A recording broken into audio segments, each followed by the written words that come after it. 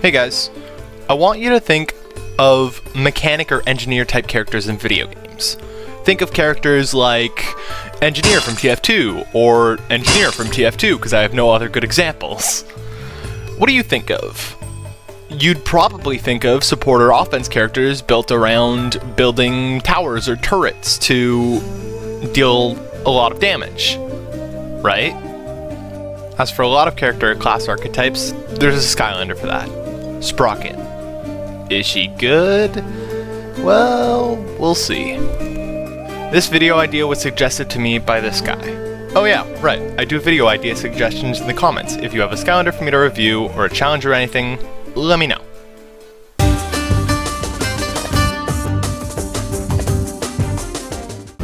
Sprocket is a goldling.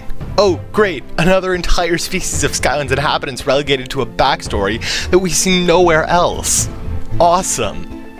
Anyways, she grew up in a rich household, fixing and making machines all day long until Chaos kidnapped her uncle. Why? No clue, Chaos just does shit, I guess. Anyways, she builds a battle suit and heads out to find her uncle, becoming a Skylander along the way. She never finds him, by the way. I hate when backstories do this.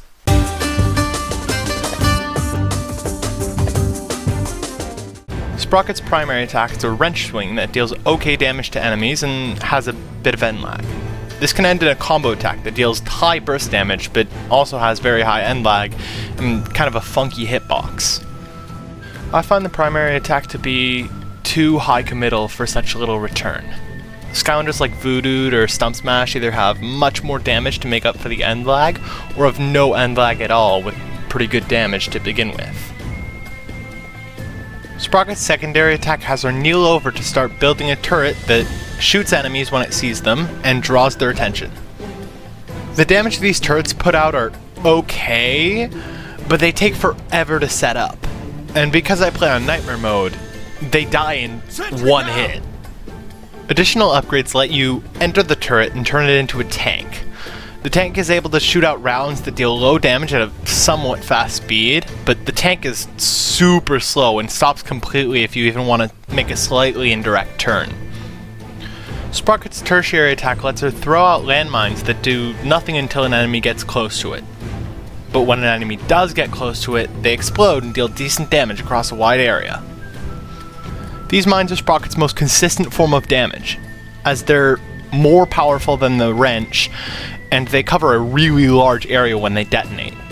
It's probably intended for you to use the mines just to cover yourself while you build the turret, but the turrets suck, so just spam the mines and maybe sometimes use your wrench attack.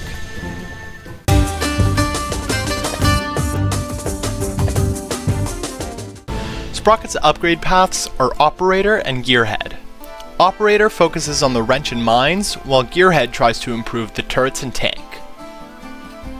The Gearhead path's first upgrade lets Sprocket place mines behind her while she's in her tank by pressing the tertiary attack button. This is pretty good for adding damage onto the tank, but the tank still sucks, so worthless upgrade. The Gearhead path's second upgrade gives the tank extra damage and allows the rounds to hit multiple enemies at once. It's okay, I guess.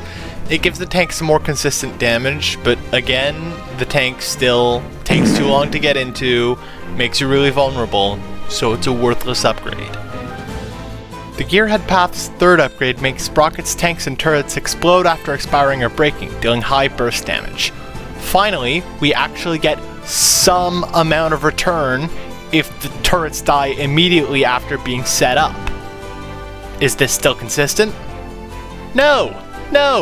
Nothing Sprocket ever does is consistent. It's just an add-on for damage. So that means, say it with me, tank still sucks. Worthless upgrade.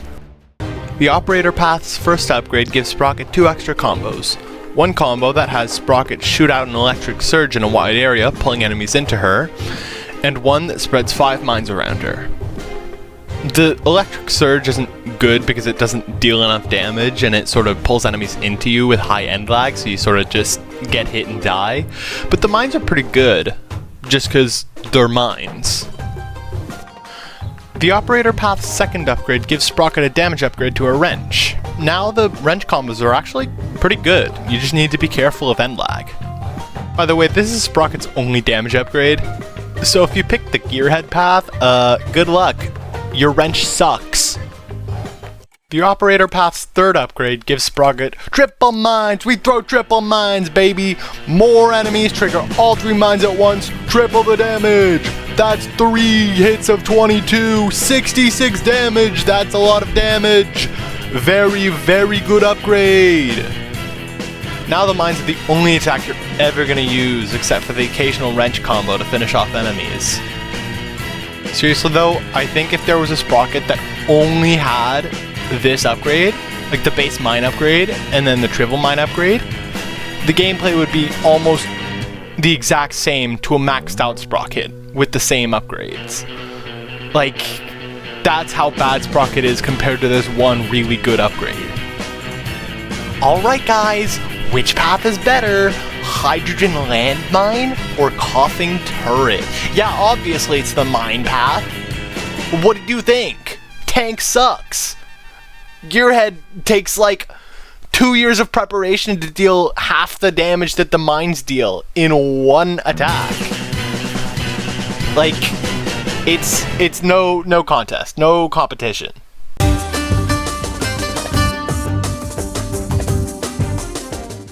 Sprocket's soul gem is Landmine Golf, which lets her hit mines with her wrench to send them flying, dealing increased damage to enemies.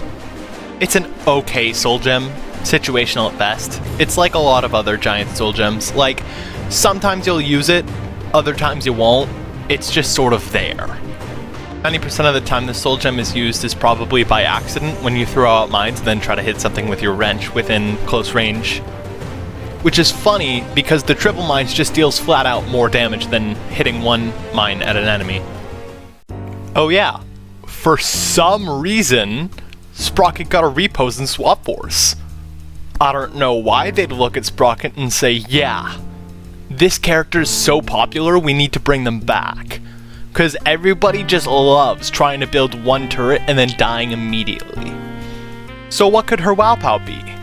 Some sort of upgrade to her mines? Some extra cool combo attack she could do with a wrench? No! It's a tank upgrade! Oh boy! Her new Wow-Pow is called Tesla Cannon. You can hold down the secondary attack button to charge up a big laser to do big damage. I say big with quotation marks. It's okay. And while it may be okay, it's still on the tank, which means it's bad, because the tank sucks. Worthless upgrade.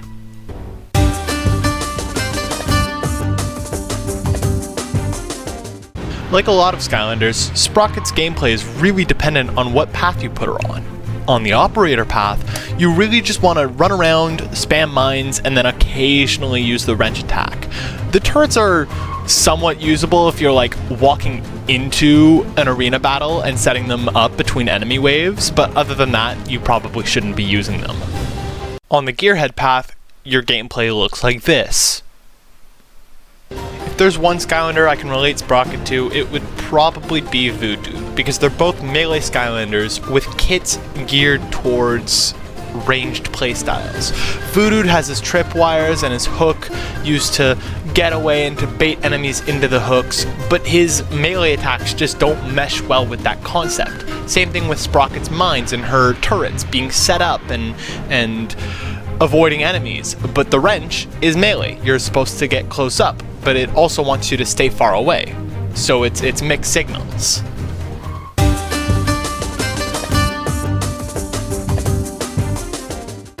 In the end, Sprocket isn't nearly as bad as most people paint her out to be, but only really because of one upgrade on one of her paths. Until you get the triple mine upgrade, she's probably one of the worst characters in the game. Behind Crusher, obviously. So is she bad? No, but I also don't think I can really call her good either, because of the circumstances of her being decent. Let's just say she's B-, okay?